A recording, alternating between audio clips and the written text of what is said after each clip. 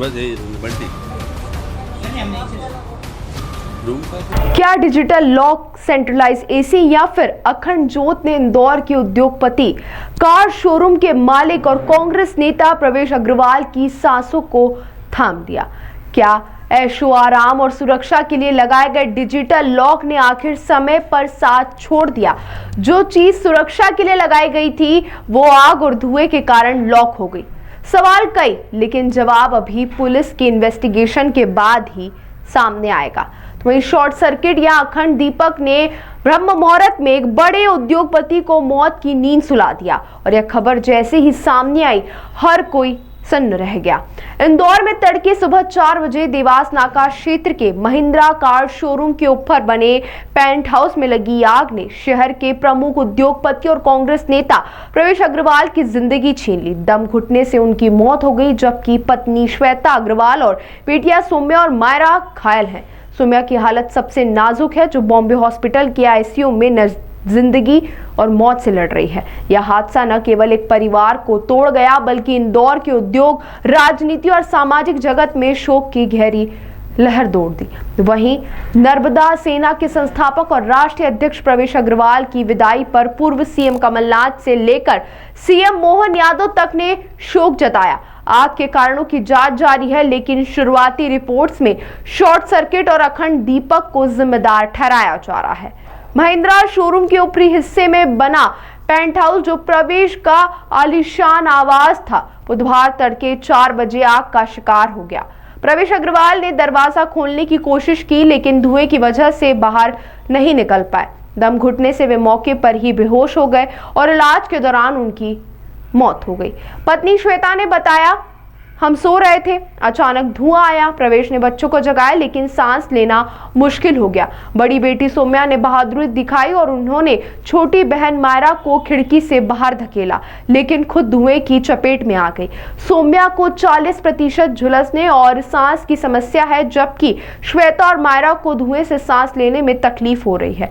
तीनों को बॉम्बे हॉस्पिटल पहुंचाया गया, जहां डॉक्टरों ने बताया कि सौम्या की हालत क्रिटिकल है, वेंटिलेटर पर है। श्वेता आईसीयू में है, मायरा स्थिर है लेकिन ऑक्सीजन पर है। फायर ब्रिगेड की 2 गाड़ियां 15 मिनट में पहुंची, लेकिन तब तक धुआं फैल चुका था। पेंट हाउस का एक हिस्सा पूरी तरह जल गया।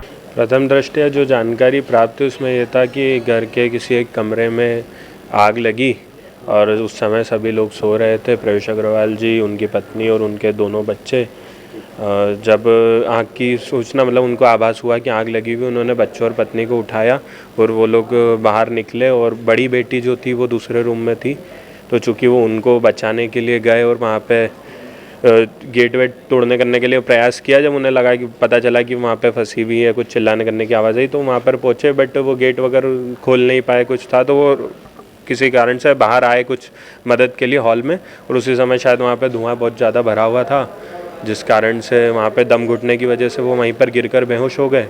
और परिवार में और कोई भी अभी उनकी बड़ी बेटी है, वो हॉस्पिटल में है, सौम्या अग्रवाल। कैसे लगी थी? शॉर्ट में भी शॉर्ट सर्किट है ना? और कोई भी घायल हुआ है इसका? नहीं, सच्ची। कौन सा एरिया था, कहाँ पर आगे? स्कीम नंबर 78 पर सौम्या व्हीकल महिंद्रा का शोरूम है, उसी के ऊपर उनका निवास था, वहीं की घटना है। इनका नाम क्या है? प्रवेश अग्रवाल। प्रवेश अग्रवाल जी एक उद्योगपति हैं, सौम्या ग्रुप के डायरेक्टर हैं और कांग्रेस नेता हैं, पूर्व प्रदेश महामंत्री हैं, नर्मदा युवा सेना के राष्ट्रीय अध्यक्ष हैं।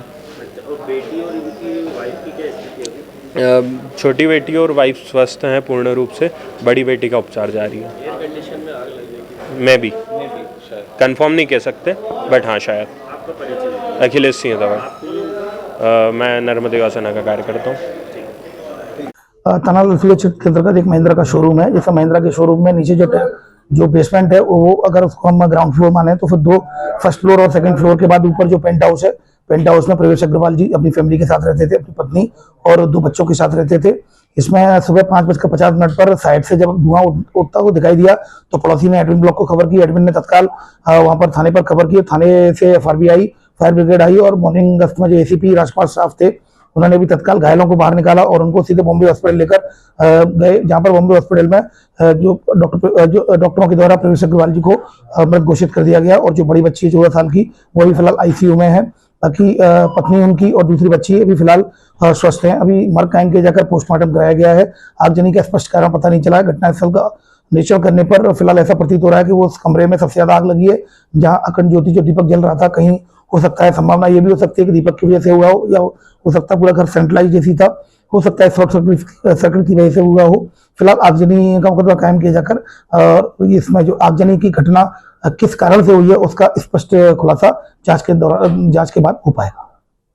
प्रवेश अग्रवाल सिर्फ एक उद्योगपति नहीं थे, वे इंदौर के उद्योग जगत के गेम चेंजर थे। महिंद्रा शोरूम के मालिक के रूप में उन्होंने लसूड़िया क्षेत्र में ऑटोमोबाइल सेक्टर को नई ऊंचाई दी।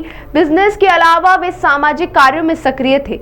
2010 में उन्होंने नर्मदा सेना की स्थापना की, एक संगठन जो नर्मदा नदी के संरक्षण, जल संकट और पर्यावरण मुद्दों पर काम करता है। कांग्रेस पार्टी में वे राष्ट्रीय अध्यक्ष थे और इंदौर देवास में युवा नेता के प्रेरणा स्रोत। पूर्व सीएम कमलनाथ ने शोक संदेश में कहा, प्रवेश एक समर्पित कांग्रेसी थे, उनकी कमी पार्टी को हमेशा खलेगी। प्रवेश का जीवन संघर्षों से भरा था। बिहार के एक साधारण परिवार से इंदौर आकर उन्होंने शोरूम खोला जो आज करोड़ों का टर्नओवर करता है। वे बिजनेस के साथ साथ सामाजिक न्याय पर जोर देते थे। दलित आदिवासी समुदाय के लिए स्कॉलरशिप, नर्मदा बचाओ अभियान।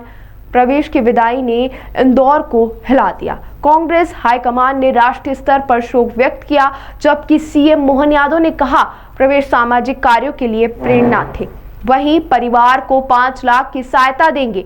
उद्योगपतियों ने 1 करोड़ का फंड घोषित किया। परिवार ने बताया, प्रवेश हमेशा कहते थे जिंदगी छोटी है, अच्छा काम करो। फिलहाल पुलिस ने जांच तेज कर दी है। फॉरेंसिक टीम ने वायरिंग, मंदिर क्षेत्र और फर्नीचर के सैंपल लिए। शुरुआती रिपोर्ट में शॉर्ट सर्किट या मंदिर की अखंड ज्योति से चिंगारी लगना संभावित बताया गया।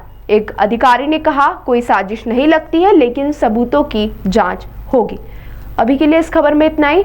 देखते रहिए दिलपेटा।